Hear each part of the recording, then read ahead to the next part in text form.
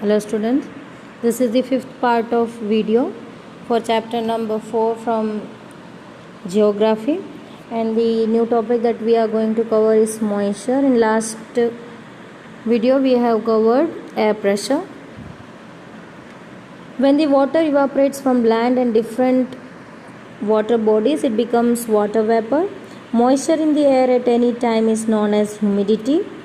When the air is full of water vapor, we call it as humid day. As the air gets warmer, its capacity to hold the water vapor increases, and so it becomes more and more humid. On a humid day, clothes take longer day to dry, and sweat from our body does not evaporate easily, making us feel very uncomfortable. The same atmosphere or weather could be felt right now because the same condition we are feeling. The clothes are not drying up very early, it takes longer time, and even we are feeling more sweaty because the atmosphere is more humid nowadays. And even you can see that foggy weather right now because of the highest humidity. So what happened?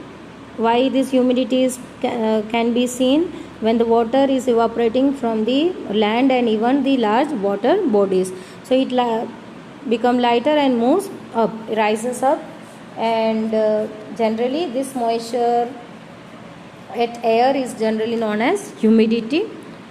So air, when it is full of water vapor, it is called as humid day. So this kind of weather right now what we are experiencing, that is called as humid day, as we are feeling sweaty and surrounding the humidity you can see more like a foggy weather. So air gets warmer after what will happen because of too much temperature right now what we are the humid day experiencing. After that you will see that suddenly it starts raining. So why it is happening? Because it could not hold the water vapor. So this capacity, when they are not able to hold it, the water vapor is not able to be held, then suddenly what happened? It falls down in the form of rain. When the water vapor rises hot, it starts cooling. The water vapor condenses, causing formation of droplets of water. As I said, it starts raining. Clouds are just masses of such water droplets. When these droplets of water becomes too heavy to float in air, then they come down as precipitation. As you can see over here, there are three kinds of rainfall, like cyclonic rainfall, relief or orographic rainfall, and the next is convectional rainfall. So the convectional rainfall is mainly this kind of rainfall. It is generally moving up when the capacity to hold the water vapor is increased. They are not able to hold. Then what happened? It falls down in the form of rain. The clouds cannot hold the droplets. So it rains in the form, the droplets falls in the form of rain. Jet planes flying in the sky leaves a white trail behind them. The moisture from their engines condenses. We see trails of this condensed moisture for some time when there is no air movement to disturb it. So generally when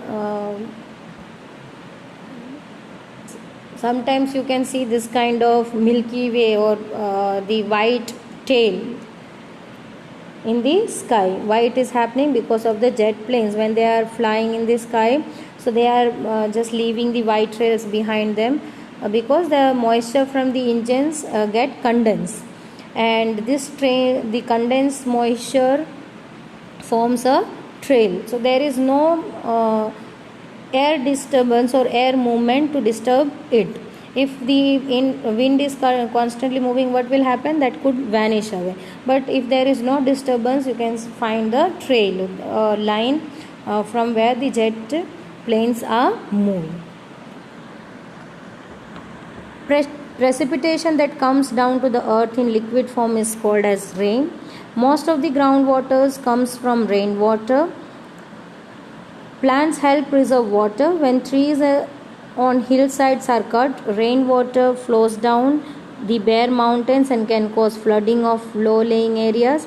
On the basis of the mechanism, there are three types of rainfall, that is convectional rainfall, the orographic rainfall, and the cyclonic rainfall. So you can see over here, on the basis of the mechanism, there are three types of rainfall, how they are forming. So what are they? Convectional, orographic or relief, or cyclonic rainfall. Rainfall is very important for the survival of the plants and animal. It brings fresh water to the earth's surface. If rainfall is less, what would happen? Water scarcity would be felt, drought would occur. On the other hand, it is more, then what will happen? Floods take place, as we have learnt about the case study of Odisha. Now see the right hand side do you know box. Other form of precipitations are snow, sleet and hail. So in the cooler region it could fall as snow, and hail also, kara, that is mainly for flowing because of the chemical disturbance in the atmosphere. Now we are going to cover this three rainfall, why and how they are caused. Let's learn about the cyclonic rainfall, how it is causing. So let's first learn about the cyclonic rainfall. As you can see over here, so we have learned about the air pressure, that the same technique or mechanism is followed over here. Now as the temperature increases, what happened? The air get affected and it become lighter and it goes up. So it is forming a warm air, it is rising up, but at the height it is meeting up with the low pressure air. That is, when it is getting into height, what happened? The warm air get cool over here and it become very much heavy and take the form, as it is moving up, what it forms like, it creates a cloud. The moisture is accumulated in the form of droplets over here. So here warm air is meeting up with the cold air, as at the higher altitude there is cold air, and warm air, as it is becoming lighter, it is rising up. Here it is becoming cool and in the form of rain it is coming down. So generally this kind of rainfall, where it is being found in the water bodies, and when the warm air and cold air is meeting together, what it forms? The cyclone also, and even it is also coming with thunder and lightning. So generally it is being seen in the water body or the land nearby the water bodies, and it is very strongest rainfall when it is coming with thunder and lightning, and even the highest rainfall with the cyclone, with the wind movement would be more. So this is the cyclonic rainfall. Secondly, we are having the relief or orographic rainfall. You can see over here the mountain. So generally the wind, when it is blown from the water body, as this is the normal water cycle is taking place, the same way here the water is getting heated up and it is rising up with the wind movement, as the wind is moving from the mountainous region to the high. So as the moist air is going from the land towards the high. So generally what happened, you can see the mountain over here.